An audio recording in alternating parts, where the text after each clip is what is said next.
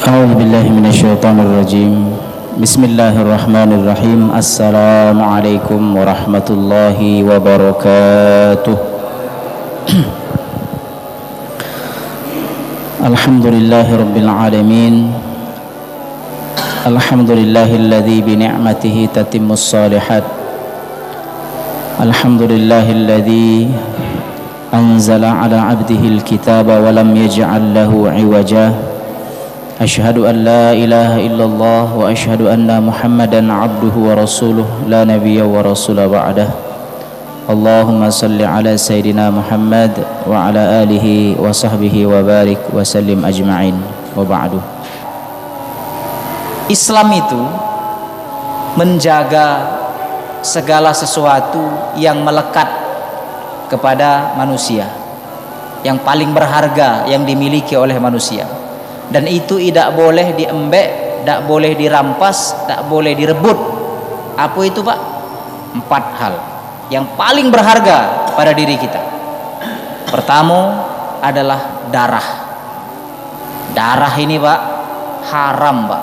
Kita ini masing-masing punya darah, punya nyawa. Haram darah dan nyawa kita ini diambil paksa oleh orang. Bahkan kita menumpahkannya sendiri pun tidak boleh. Karena yang memberikan darah dan nyawa itu Allah, dan Allah lah yang berhak ngambil nyawa itu. Illa bihaqqil Islam, kecuali dengan hak Islam. Ada hadisnya itu. Darah pertama. Yang kedua, Pak, harta. Harta yang kita miliki tidak boleh diambil orang secara paksa. Seseorang yang mempertahankan darahnya, mempertahankan hartanya untuk tidak direbut orang, orang tersebut kalau mati wafat dalam kondisi fisabilillah. Pima ini hari, Pak, yang lawan begal mati begalnya, dia yang tangkap polisi, Pak.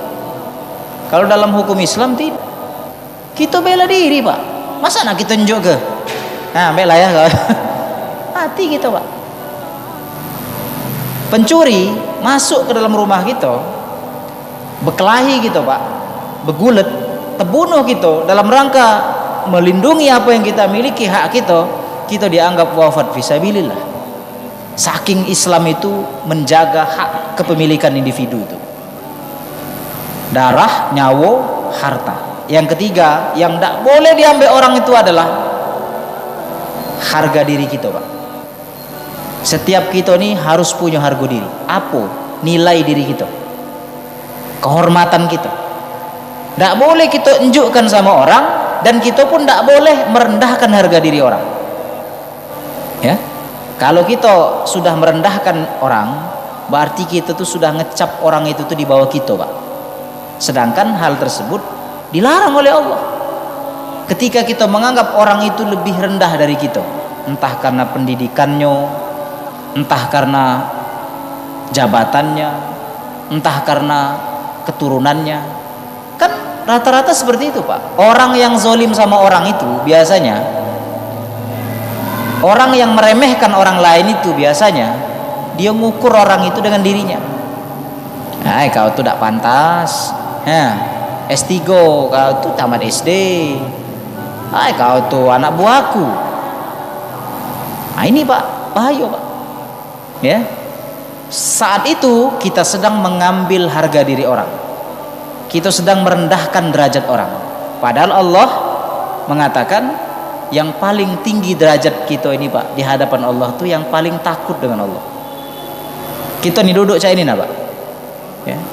Yang paling mulia tuh bukan yang megang mic, yang paling mulia juga bukan yang mendengar, yang paling mulia di antara kita juga bukan yang paling paham, bukan juga yang mengerti, bukan, tetapi yang paling takwa. Siapa yang ada rasa takut dengan Allah?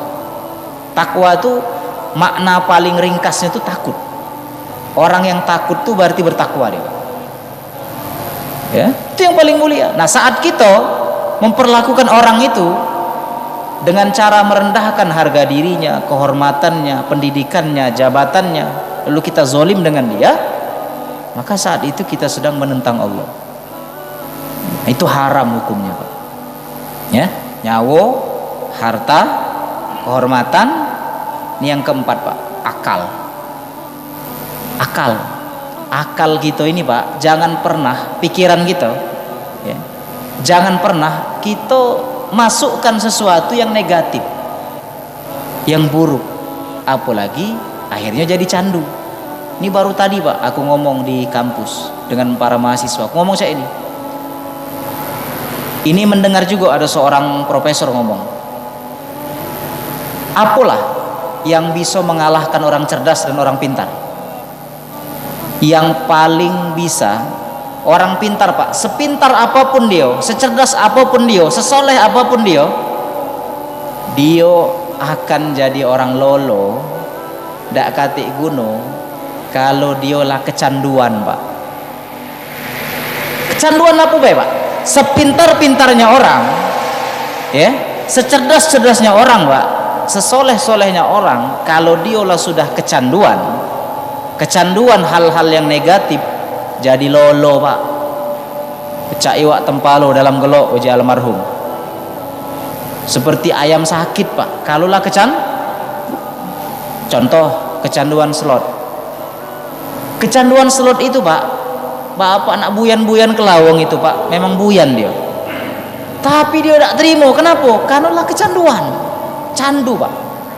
Profesor yang pintar, seorang ulama yang soleh, kalau dia lah kecanduan hal negatif, dia bukannya tobat, dia akan mencari pembenaran terhadap perbuatan negatif yang tersebut, ya. Nah itu dia sudah merendahkan akal dia yang diharamkan oleh Allah dan Rasulnya, ya. Kapan diharamkan itu?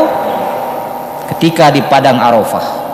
Nih sebentar lagi nih, tanggal 10 Zulhijjah. Tak lama lagi, kurang lebih sekitar 2 minggu lagi, itu ada momentum Pak. Selesai wukuf di Arafah, itu ada khutbah. Nabi berkhutbah. Di antara isi khutbahnya itu adalah inna dima'akum wa amwalakum wa a'radakum, harta kamu, nyawa kamu, kehormatan kamu, haramun alaikum, haram ditumpahkan, kahurmati yaumikum hadha, seperti haramnya hari ini, kahurmati baladikum hadha, seperti haramnya negeri ini. Kita akhiri dengan kafaratul majlis. Subhanakallahumma rabbana wa bihamdika asyhadu an la ilaha illa anta astaghfiruka wa atubu ilaik. Assalamualaikum warahmatullahi wabarakatuh.